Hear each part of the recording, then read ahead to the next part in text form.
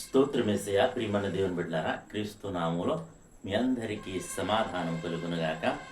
ఆమేన్. ప్రతిదినము దేవుని వాగ్దానమని ఆత్మీయ చక్కటి కార్యక్రమంలో మిమ్మల్ని ప్రేమపూర్వకంగా ఆహ్వానిస్తున్నాను. దేవుని బిడ్డలారా, ఎలా ఉన్నారు? బాగున్నారా?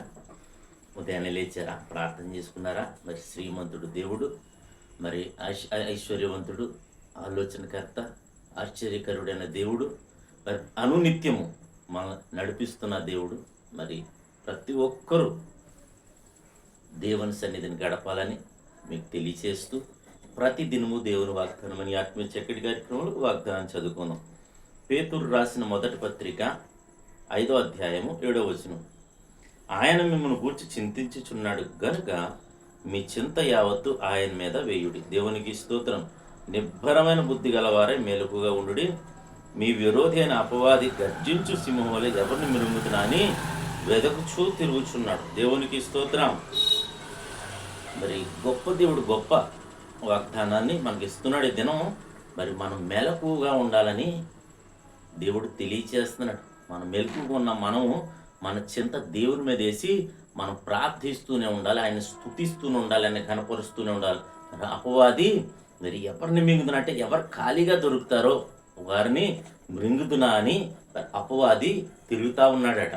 అయితే అలాంటి దానికోసం భయపడొద్దు కానీ, చింతించొద్దు కానీ, నీ చింత యావత్తు నువ్వు దేంట్లో మునిగిపోతావని, భయపడతావని, చింతిస్తావని మరి దుష్టుడు చూస్తున్నాడు. అందులోనే నిన్ను ముంచివేయాలని చూస్తున్నాడు గనక ప్రతి ఒక్కరూ మీ బిడ్డల విషయమే చింతించొద్దు, వారికి భక్తిని నేర్పించండి. అలాగే మరి పలానా విషయాల్లో మీరు చింతపడుతున్నారేమో, మదన పడుతున్నారేమో, చింతించకండి, భారం దేవుని మీద వేయండి. అప్పుడు దేవుడు మనకి తోడుగా ఉంటాడు.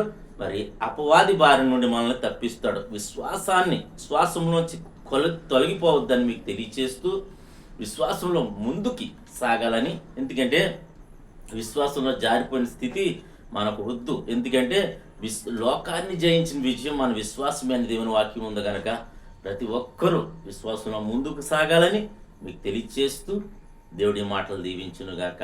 ఆమెను ప్రార్థన చేసుకుందాం. స్తోత్రము తండ్రి, వందనాలు యేసయ్యా. ప్రతి దినము దేవుని వాగ్దానం అని ఆత్మీయ చక్కటి కార్యక్రమంలో తండ్రి మీరు ఇస్తున్న వాగ్దానంకే స్తోత్రాలు.